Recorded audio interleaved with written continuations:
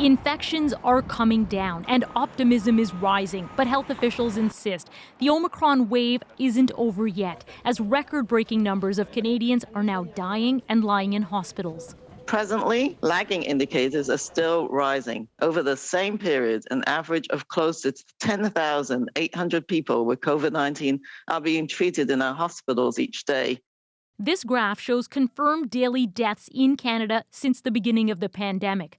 Omicron's massive surge in infections this month has led to a new peak in COVID deaths. Over 300 Canadians died just yesterday. I can tell you, with full transparency, it is getting harder. The latest numbers show nearly 82% of Canadians are now fully vaccinated. This month, those Canadians made up roughly 14% of COVID hospitalizations and deaths, while nearly 3/4 of hospital patients and those who've died were unvaccinated. Still, overburdened healthcare workers remain hopeful. I'm still optimistic that there is light at the end of the tunnel, and I'm going to push through because that's what we have to do. If you look at the pandemic in general, we've come a long way, and we've got effective things that have taken the mortality from 1 in 100 down to really what amounts to being 1 in 500. Ontario and Quebec are preparing to loosen restrictions next week, but others aren't. As we all learn to live with the virus, it is critical that we stay the course over the next week. Manitoba's maintaining measures after data from wastewater suggested infections may be increasing again.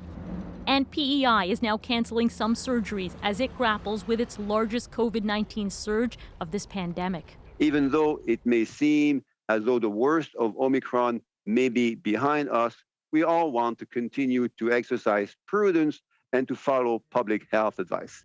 Health experts are expecting Omicron cases, hospitalizations, and deaths will drop significantly by spring. But as long as other parts of the world remain unvaccinated, new variants remain a threat. Christine Burak, CBC News, Toronto. Okay, let's dive a little deeper with infectious diseases specialist Dr. Isaac Bogash. Hi, Dr. Bogash. Good to see you. Good to see you as well. So, we heard this country seeing a record number of COVID-19 patients in hospital, this week record number of daily deaths. But tell us what you're seeing in your hospital firsthand. What's different this time around?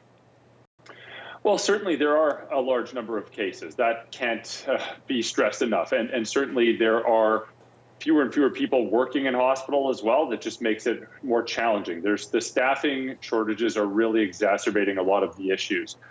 We see a lot of the same. I mean, people who have 3 doses of a vaccine who end up in hospital or 2 doses of a vaccine who end up in hospital tend to not be as sick compared to those who remain unvaccinated. But still, there are a lot of sick people in hospital, and we're providing them with the best care that we possibly can. Now, we did hear in Christine's story that there still is a sense of optimism among many health officials. Do you feel the same way?